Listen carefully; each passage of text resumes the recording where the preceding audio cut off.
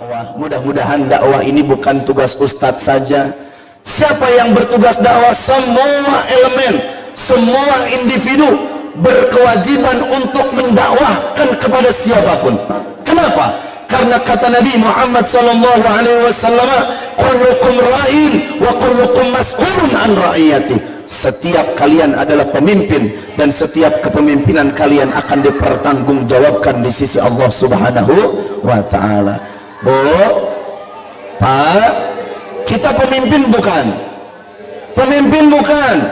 Pemimpin bukan hanya RT, pemimpin bukan hanya RW, pemimpin bukan hanya camat, pemimpin bukan hanya gubernur, wali kota dan presiden, tapi pemimpin adalah diri kita masing-masing. Yang diri kita ini memimpin jari jemari kita, kita ini memimpin mata kita, kita ini memimpin kepala kita, kita ini memimpin jiwa dan raga kita. Kabeh nu aya dina diri urang dipimpin kuno aya dina hati urang sadaya, insya.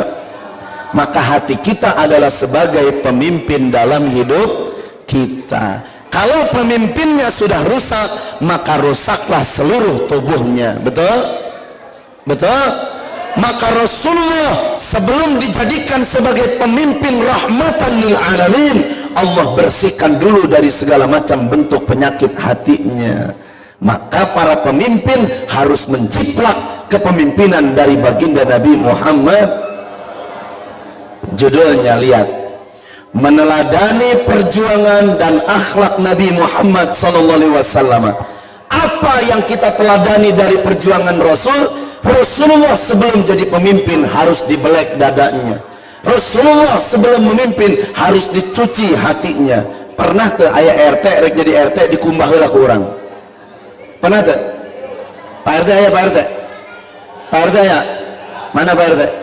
Cong mana Pak RT? Nah, Pak RT di tukang aing mah. Pak RT mah pejabat negara diharap. Insya Pak RT mana? Mana? Nyumput tina tiang deui, astagfirullahaladzim.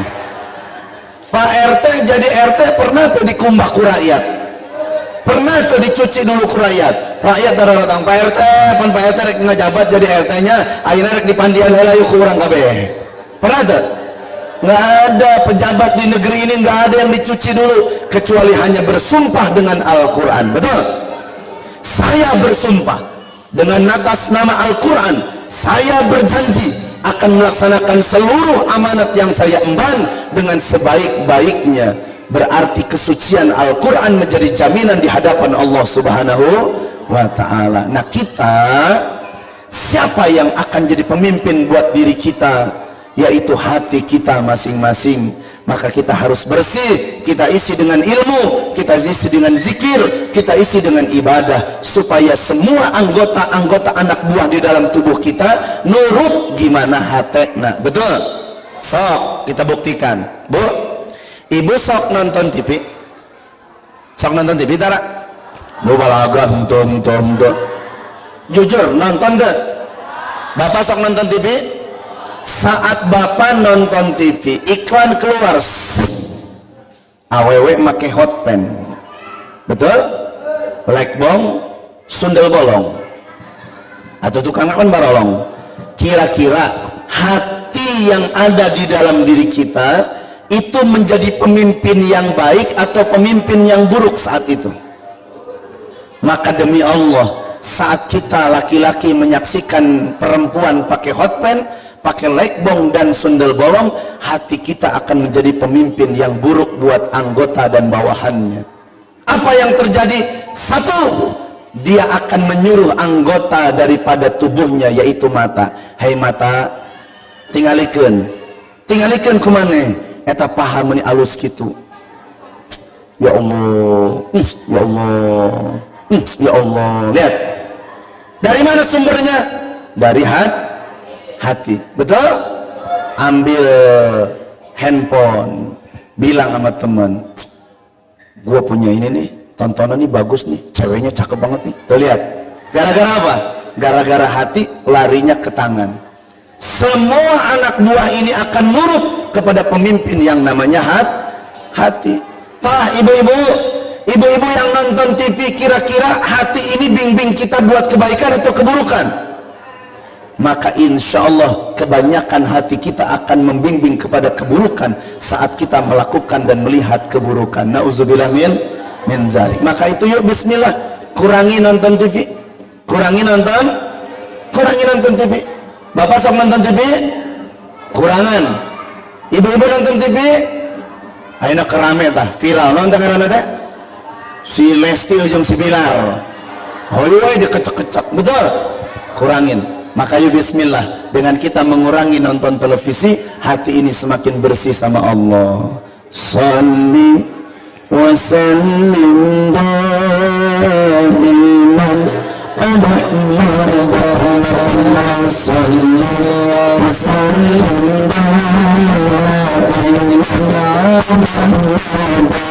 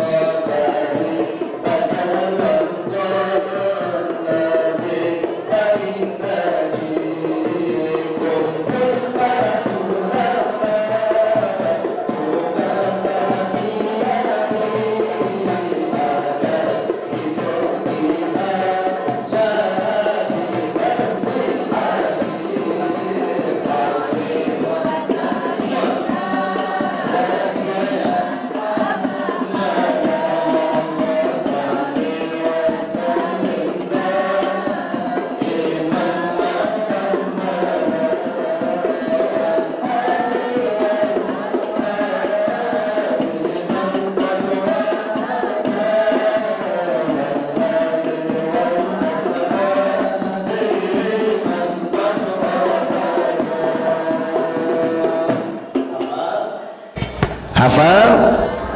Teks Indonesianya hafal? Coba ulangi, perhatikan. Ayo mengurangi nonton televisi. Oh, cuma nama hafalnya. Ulangi. Ayo mengurangi nonton televisi. Allah daripada nonton lebih kumpul para ulama juga kiai agar hidup kita jadi bersih. Hafal? Coba tanpa dibimbing. 2, 3. Ayo kita pulang. Nah bener atuh. Ayo masalah wae. Yuk 1, 2, 3.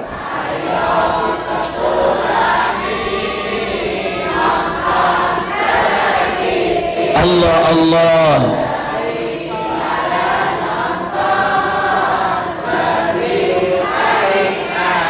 Terus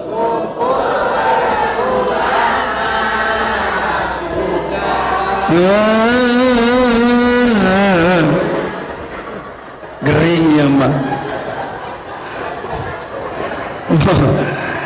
Tanya pan saya malen bodoh ibu atau pan saya ngerti mulut yang bener baca sama mulut nutup bener baca itu ditinggalkan ibu ngomong namboa.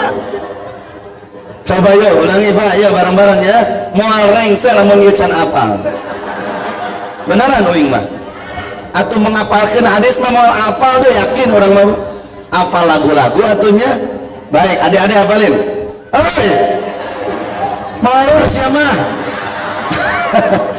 Dasar budaknya aing keur ngomong bener ngecepat sih. Meni dosa budaknya. Ibu-ibu arekos budak itu. Ibu-ibu ngagaler karya jangan.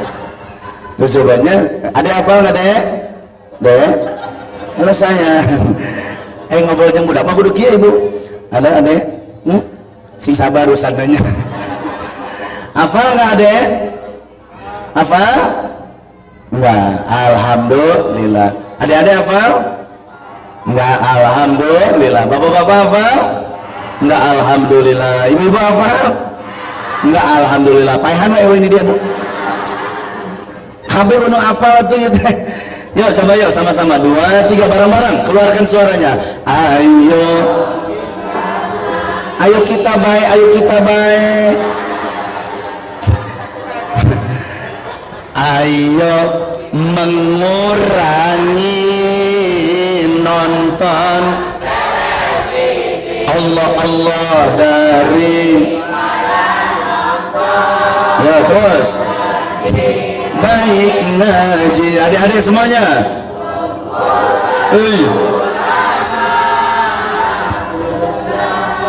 Kiai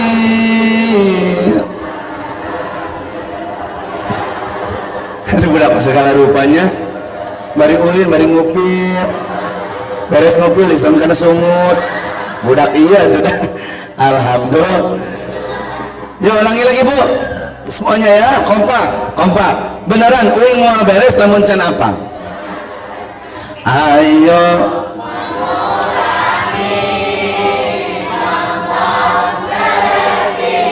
Allah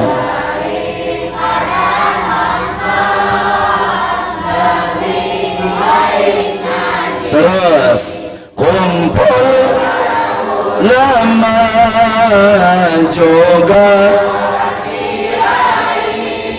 agar hidup kita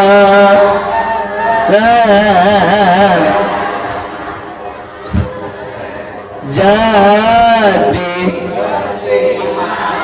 agar hidup kita jadi ulangi dari agar ya dari agar hidup kita balik dah sama kaharep pertama laguna ya ulangi agar hidup kita jadi bersih hati bukan agar hidup kita jadi bersih hati kalau kemana mau kita malah lagu teh.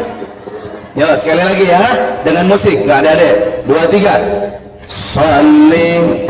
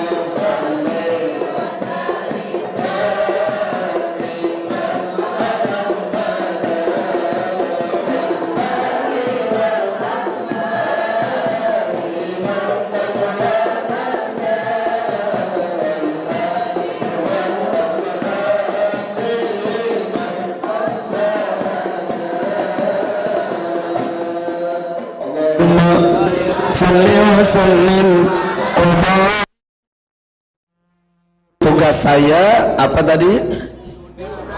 Diundang. 2, dakwah. Sekarang simak singkat saja perjalanan hidup baginda Nabi Muhammad sallallahu alaihi wasallam yang penuh dengan akhlak-akhlaknya.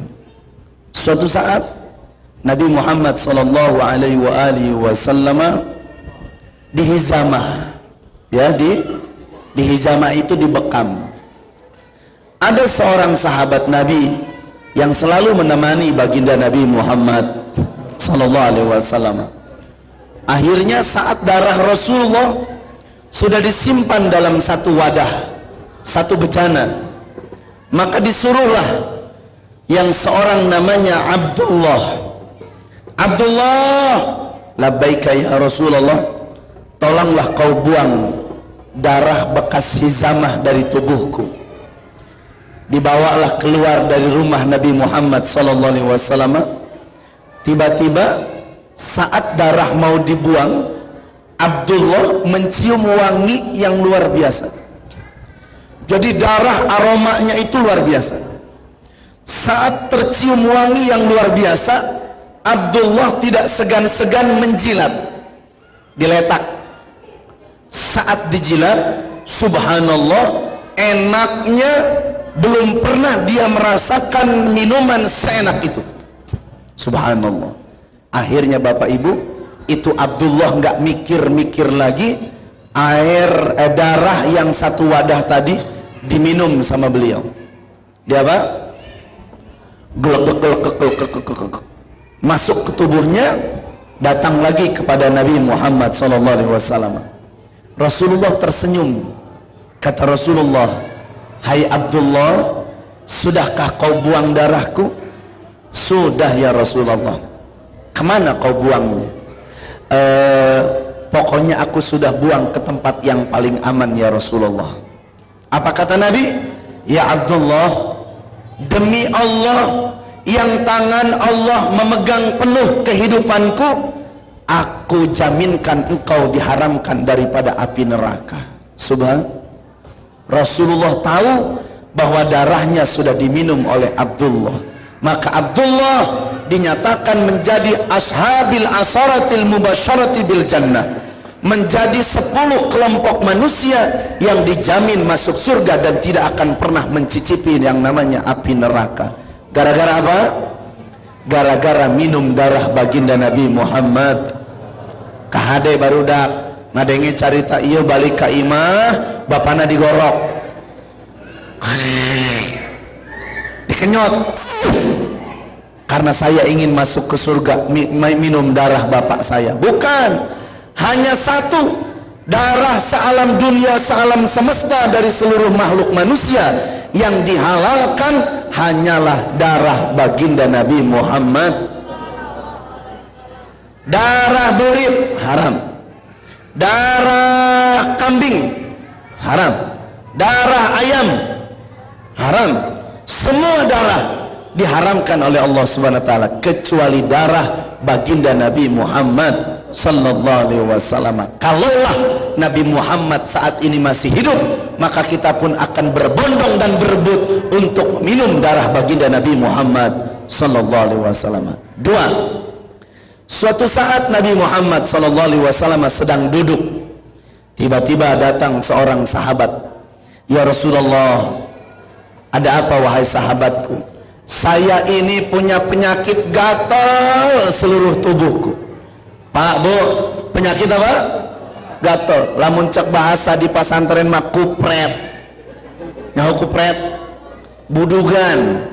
Jadi lamun digaro teh kulit teh marolok tok, cara roplok. Ini sahabat datang, ya Rasulullah, saya sudah datang ke dokter, saya sudah berobat nggak sembuh-sembuh. Mungkin dengan mukjizatmu kau bisa menyembuhkanku ya Rasulullah. Akhirnya kata Rasulullah, wahai sahabatku, kemarilah dan peluklah aku seerat-eratnya. Pak, Bu, itu sahabat begitu nikmat disuruh meluk Kanjeng Nabi Muhammad, dipeluk Rasulullah, hangatnya luar biasa.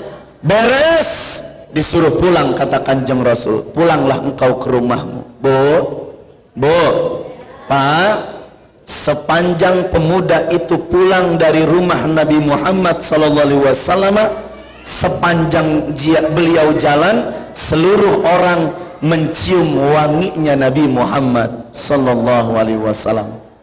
Sesampainya di rumah, istrinya bertanya, "Wahai suamiku, apakah kau sedang bermain dengan perempuan lain?" "Tidak." "Apa kau berjumpa dengan perempuan lain?" "Enggak."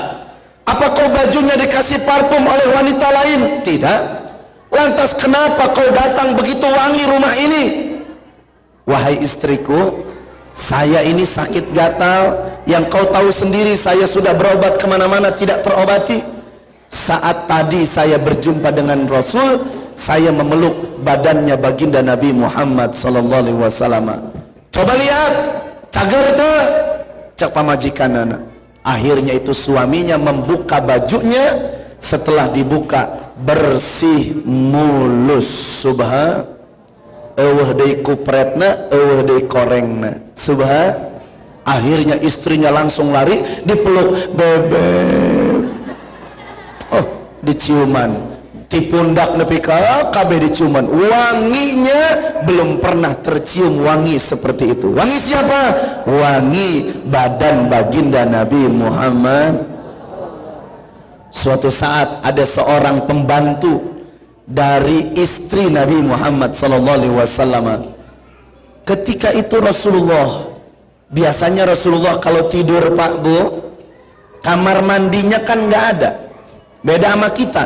Kita makan rumahnya, kamarnya ada kamar mandi. Ini Rasul nggak ada.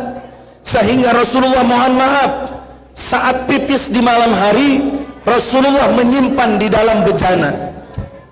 Jadi ada bejana, lamun baheula memakai kaleng, pakai ember. Kalau zaman sekarang sudah pakai apa namanya? Pispot. Pospot mah batu. Pispot, pakai pispot. Rasulullah pipis pakai bejana, disimpan di kolong kasurnya. Baik, disimpan di mana?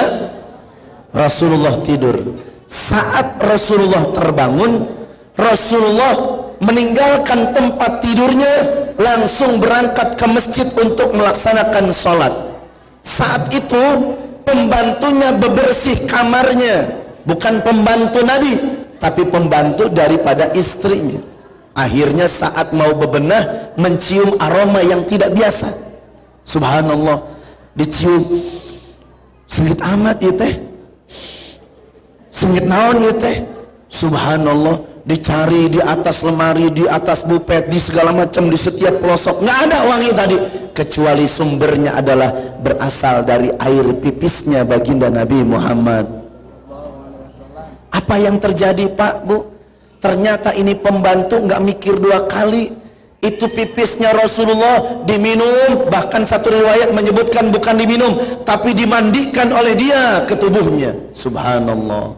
Gara-gara dia memandikan dengan air kencing Rasulullah, seluruh pakaian dan tubuhnya jadi wangi dan tidak pernah hilang selama-lamanya. Subhan, Allahu Akbar. Beruntung kita menjadi umat Nabi Muhammad sallallahu alaihi wasallam. Suatu saat datang seorang sahabat, "Ya Rasulullah, mata saya buta, saya nggak bisa lihat, saya pengen lihat ya Rasulullah." Akhirnya Rasulullah mengambil ludahnya, ditempelkan di mata sahabat tadi, diusap, sembuh seketika. Ludah siapa? Ludah Nabi Muhammad sallallahu alaihi wasallam. Ibu-ibu rek nyoba? Mangga. Budak urang gebis atau suami sakit, ibu cokot ludah dari ibu, tempelkeun ka salaki nu keur gering, kira-kira cager apa maot?